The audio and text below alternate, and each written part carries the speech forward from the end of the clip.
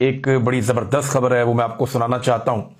یہ ایک چھوٹی سی کہانی ہے اور یہ بالکل سچی کہانی ہے، اور جب یہ واقعہ ہوا تو پوری دنیا کے اندر یہ بات پھیل گئی۔ بڑا ہی خوبصورت واقعہ ہے، بڑا ہی ایمان افروز واقعہ ہے، میں آپ کے سامنے رکھتا ہوں۔ یہ کہانی ہے ایک شخص کی جس کا نام ہے عامر۔ یہ آپ اس کا چہرہ دیکھیں، بظاہر دیکھنے میں ایک نوجوان شخص نظر آتا ہے، ایک بڑا معصوم سا بھولا بالا سا آدمی دکھائی دے رہا ہے، جیسے ہمارے یہاں پہ آس پاس بہت سارے ایسے سادے لوگ ہوتے ہیں۔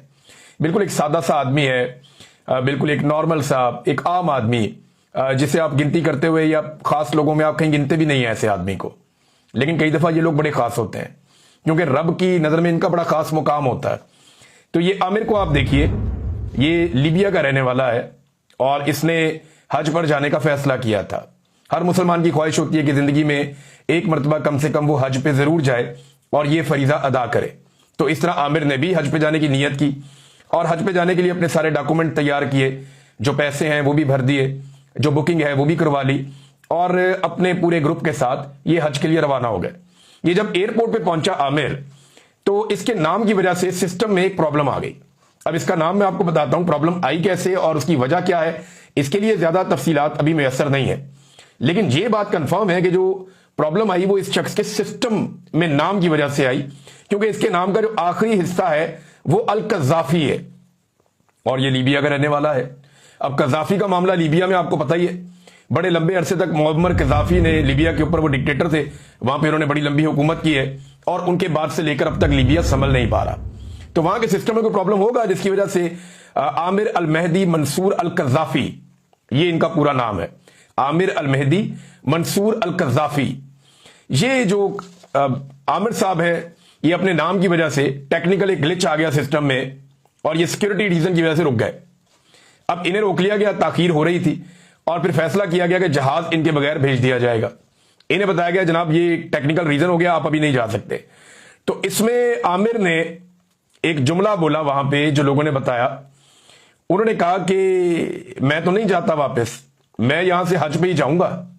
یہ اس نے کہا اور وہ وہیں بیٹھ گیا۔ انہوں نے کہا جی میں یہاں سے چھوڑ کے نہیں جاؤں گا، یہاں سے اگر میں جاؤں گا تو میں حج پہ جاؤں گا۔ سادہ آدمی ہے نا، اڑ گیا بس، پتہ نہیں کس نیت سے اس نے یہ بات کی اور اس کے رب نے اس کو سن لیا، اور اس کے بعد جو جہاز اڑ گیا تھا اس کے اندر ایک فنی خرابی پیدا ہوتی ہے، وہ جہاز واپس آ گیا۔ جہاز واپس آ کر اترتا ہے، لیکن مسافروں کو اترنے کی اجازت نہیں دی جاتی اور نئے لوگوں کو چڑھنے کی اجازت نہیں دی جاتی۔ مینٹیننس کا، ریپیئر کا چھوٹا موٹا جو کام تھا، جو چیک تھا، وہ چیک کیا گیا اور اس کے بعد جہاز کو دوبارہ سے اڑان بھر دی۔ جہاز نے دوبارہ سے جہاز اڑ گیا، پائلٹ لے کے پھر سے جہاز کو چلا گیا۔ تھوڑی دیر کے بعد جو ہے وہ جہاز پھر واپس مڑ گیا، دوبارہ سے جہاز کے اندر کوئی ٹیکنیکل فالٹ آ گیا اور کوئی فنی خرابی ہو گئی۔ جہاز واپس آیا اور واپس آ کے پھر ایئرپورٹ پہ اتر گیا لیبیا میں۔ اب جب جہاز دوبارہ ایئرپورٹ پہ اترا تو یہ بات جہاز میں پھیل چکی تھی کہ ایک مسافر کو ہم چھوڑ کر آئے ہوئے ہیں اور وہ وہیں پہ جہاز میں بیٹھا ہوا ہے، وہ ایئرپورٹ پہ بیٹھا ہوا ہے اور وہ فلائی کرنا چاہتا ہے۔ تو اس میں پائلٹ نے پھر ایک جملہ بولا جو پیسنجرز نے یہ بتایا بھی ہے۔ اس نے کہا آئی سویئر، میں قسم کھاتا ہوں، I won't fly again unless Amir is with us on this plane، کہ میں دوبارہ یہ جہاز نہیں اڑاؤں گا جب تک کہ عامر ہمارے ساتھ اس جہاز میں نہیں ہوگا۔ یہ پائلٹ نے کہا، جس کے بعد جہاز کے اندر ایک خوشی کی لہر دوڑ گئی، لوگ خوش ہو گئے کہ جی ایک مسافر کو جس کو ہم چھوڑ کر آئے تھے اس کا وسیلہ بن گیا، جہاز واپس آ گیا، اس کو ہم لے لیں گے۔ اب جہاز جب واپس آ کر کھڑا ہوتا ہے تو پھر ویڈیو ایک جو پوری دنیا میں گردش کر رہی ہے، وہ معصوم سا آدمی ہے، اس کے ہاتھ میں ایک پوٹلی ہے، ایک ہاتھ کے اندر پاسپورٹ اور اس کے ڈاکومنٹ ہیں، ایک ہاتھ کے اندر اس کی پوٹلی ہے، غالباً اس پوٹلی کے اندر اس نے اپنا احرام رکھا ہوا ہے۔ یہ فلائٹ شاید جائے گی مدینہ منورہ جائے گی، وہاں سے وہ اپنا جو ہے وہ احرام باندھے گا اور اس کے بعد وہاں سے مکہ کے لیے روانہ ہوگا۔ یا ممکن ہے بعض لوگ جہاز کے اندر بھی جیسے ہی انہیں پتا چلتا ہے کہ یہاں پہ میقات کی حد شروع ہو گئی ہے تو جہاز میں اناؤنسمنٹ ہو جاتی ہے تو لوگ جہاز میں اپنا احرام تبدیل کر لیتے ہیں۔